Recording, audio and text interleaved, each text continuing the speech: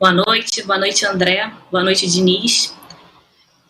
Diniz, independente de toda a polêmica ali no fim da partida, né, da anulação do gol, o Vasco vê um filme repetido. Tinha um jogo, um resultado favorável na mão e acaba cedendo um empate no último minuto. Então, como você analisa essa situação? O que falar para o torcedor dessa situação ter se repetido conforme o jogo passado? Obrigada, boa noite. É um momento assim que todo mundo fica muito triste e com o resultado do jogo. Era uma semana que, pelo que o time jogou, era para ter feito 6 pontos. Só que o futebol, como a vida, tem eventos que a gente vai tentar explicar, mas a gente vai conjecturar, a gente vai levantar hipóteses, a gente não sabe por que saiu o gol, por que o juiz anulou o gol, porque ele nem foi checar o VAR. É um lance, o único lance que é um lance interpretativo, ele tem que ver se pegou na bola ou não. Tem gente que fala que não foi nada, tem gente que fala que foi falta. Ele não sequer foi lá checar o lance. A origem da falta que originou o escanteio, a falta, o jogador do Cruzeiro estava de costa para a bola, o Léo Jabá foi tentar antecipar. E um lance, para mim, um lance limpo, normal, e ele deu falta. Da falta, saiu o escanteio e saiu o gol. E um gol que a gente estava com o nosso time, talvez o time mais alto possível no campo. Praticamente com 4 zagueiros, mais o Amorim, mais o Andrei, e a gente acabou tomando o gol. Então a gente não tem muito o que explicar em relação a isso, só lamentar. E para o torcedor, assim, uma lamentação, tem um desejo muito grande de ajudar o Vasco. A gente está fazendo tudo possível para que o time volte a vencer o mais rápido que puder. E pedir para o torcedor continuar acreditando que o Vasco é o time da virada e tem que virar. Então, meu sentimento é de frustração pelo resultado, pelo desempenho da equipe nos 2 jogos. Eu não posso falar que eu estou frustrado, que eu não estou. Acho que a equipe jogou para vencer lá contra o CRB, jogou melhor. E hoje contra o Cruzeiro também. A gente conseguiu jogar com posse, dominando. Quando teve que recuar, a gente recuou e tivemos as melhores chances para fazer o segundo e o terceiro gols. Eles tiveram um lance no primeiro tempo e o gol e mais nada. Então a gente, de fato, mereceu a vitória. A gente tem que continuar a acreditar, melhorar e procurar vencer o próximo jogo. Mais uma pergunta na entrevista coletiva. Agora o Eduardo Ferrari, da Rádio Onda Mix FM. Boa noite, Eduardo.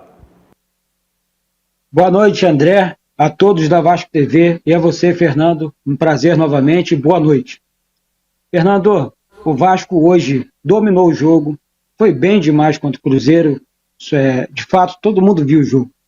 Agora, o Vasco teve erros cruciais de arbitragem dentro desse ano, fora as polêmicas do ano passado. Contra o Boa Vista, contra o São Paulo, Copa do Brasil, e hoje contra o Cruzeiro. Você acredita na má preparação da arbitragem em jogos dos campeonatos brasileiros, que envolve principalmente o Vasco, que é sempre muito prejudicado? Hoje o Vasco foi prejudicado, não sei da sua opinião, mas do lance do gol que originou, um exemplo, esse segundo gol do Vasco impedido, ser o do Daniel Amorim. O que nós vimos foi um lance normal em que o juiz prejudica o Vasco. E depois o Vasco toma um gol de empate, e em que você narrou agora há pouco, uma falta que foi de repente criada. Queria que você comentasse sobre a arbitragem do futebol brasileiro, sobre a preparação da arbitragem, sobre o VAR, a aplicação do VAR dentro do futebol brasileiro. Desculpe a demora da pergunta, boa noite e obrigado. Eu não estava aqui atrás, né? Eu acompanhei de longe. Então vou falar desses 2 jogos e desse especificamente. Eu acho que a arbitragem hoje tinha que ter o mínimo de zelo, de lá pelo menos conferir que era um lance interpretativo. A gente fez o gol, o juiz deixou correr. Lance que não é para ver o VAR é só lance de impedimento. Lance factual, lance interpretativo é para ver. E tem gente que dá e tem gente que não dá. Ele não sequer foi lá ver o lance. E o lance, eu estou muito agavadeiro para falar do Léo Pajabá, é totalmente questionável a falta que ele deu que originou o escanteio. É muito difícil a gente falar da arbitragem, não sou comentarista de arbitragem. Mas, assim, quanto ao uso do VAR, desde quando está em 2019, que eu venho falando, que o VAR é uma medida importante no futebol, mas aqui no Brasil, por hora, desde quando ele foi implementado, ele mais prejudica do que ajuda. Então, quando você erra com o auxílio do VAR, isso causa um sentimento de tristeza e injustiça muito grande. Antes você ficava com a interpretação do árbitro só, então era um erro humano. Agora é um erro que você não sabe, se você gera muita especulação. Hoje, por exemplo, o que irrita é o juiz não ter ido conferir mais do que até o lance, ele não teve o zelo e o cuidado de ir lá ver se pegou na mão ou não. Porque o VAR falou, o VAR não é para definir se pegou na mão ou não, quem tem que ver é o árbitro. E como eu disse, não era um lance que está fácil. Tem muita gente que fala que tem que você pega as imagens e as análises, tem gente que daria falta e gente que não daria falta. Então ele não foi nem conferir o lance. Então assim, a minha queixa maior em relação a ele é essa, e o lance da falta para mim não foi falta, estava muito perto de mim. Se pegar o jogador do Cruzeiro estava de costa para a bola, tocaram a bola para ele, na hora que ele foi olhar, o Léo já estava quase que antecipando, e aí ele deu uma falta que, na minha opinião, absolutamente não foi falta. Agora o Wellington Campos, da Super Rádio Tupi. Boa noite, Wellington. Obrigado, André. Boa noite, Fernando. Eu queria que você já falou amplamente sobre essa questão da arbitragem. Eu queria que você falasse sobre esse reencontro com a torcida em São Januário e, tirando esse problema no final do jogo, bom comportamento da equipe. De novo, um grande primeiro tempo. Queria que você comentasse sobre isso. Muito obrigado. Eu que agradeço a pergunta. Eu adoro a torcida do Vasco. Um dos meus maiores desejos é fazer ela sorrir de novo. E para isso acontecer, o time tem que subir para a Série A. E a gente vai fazer de tudo que for possível para o Vasco subir. Eu sempre acredito, não é porque eu sou otimista, não. Acredito porque eu acredito na força do trabalho. Eu acredito, como hoje, os jogos, a gente teve muito mais chance de ganhar do que de empatar. Muito mais chance de ganhar de empatar. Os dois jogos. A gente continuar assim, a bola vai começar a entrar. E essas vitórias que estão escapando, elas vão começar a vir para o nosso lado. É o que eu acredito e é o que a gente vai continuar fazendo. Então é muito importante que a torcida venha no próximo jogo e continue a nos incentivar. Hoje foi pouca gente, mas já ajudou demais. É muito bonito ver a torcida do Vasco cantando e incentivando o time. E daqui desse lado pode ter certeza que vai ter muito trabalho. Vai ser muito trabalho até o final. A gente não vai esmorecer em nenhum momento. A gente vai continuar trabalhando e acreditando nas possibilidades do time. Agora Hector Verlang, Globoesporte.com. Boa noite, Hector. Oi, André, boa noite. Boa noite, Fernando.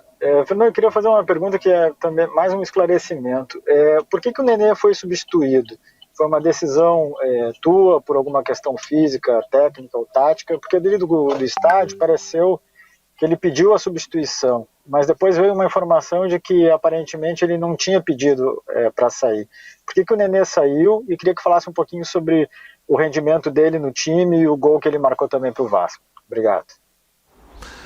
Sobre o Nenê ali, eu acho que teve um mal entendido. Eu tirei porque achei que ele tivesse pedido substituição. A informação que eu cheguei é que ele tinha pedido substituição. Porque no jogo de hoje, no jogo lá da quarta-feira, eu achei que ele tinha cansado, ele estava com desconforto nas costas.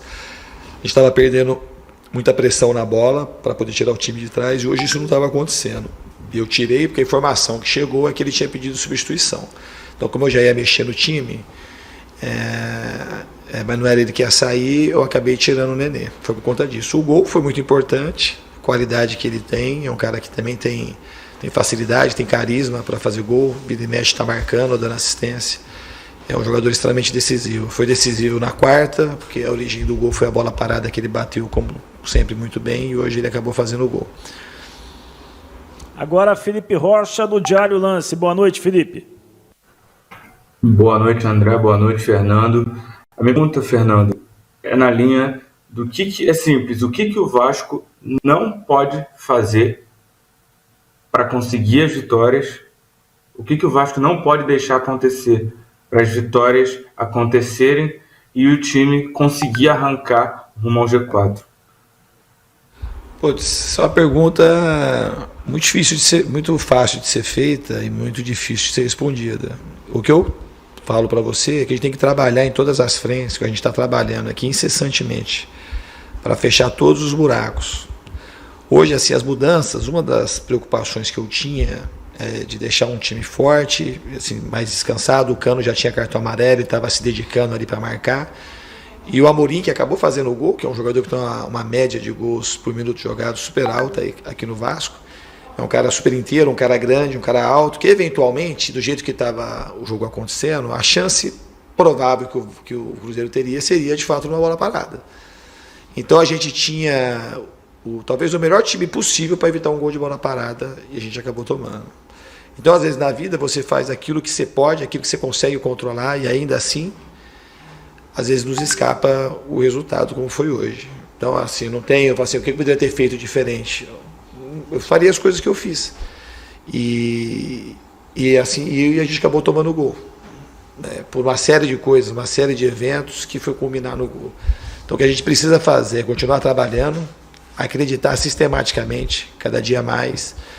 E quando as coisas estão do jeito que estão, o time está jogando bem, está mostrando evolução, porque a gente jogou bem contra o CRB, mas hoje consigo jogar melhor, o time vai entendendo mais os conceitos.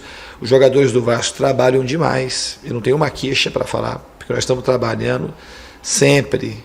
Tem time que está descansando, só o time, que a gente procura descansar também, mas na medida do possível, estou sempre treinando, o time no campo, naquilo que dá, passando vídeos, os jogadores estão muito empenhados em buscar o acesso ainda. O que a gente tem que falar é disso. A gente tem que falar desse nosso desejo, nossa vontade e o objetivo que é de fazer o Vasco subir. É uma coisa difícil, mas é uma coisa que a gente tem que acreditar e trabalhar muito para isso.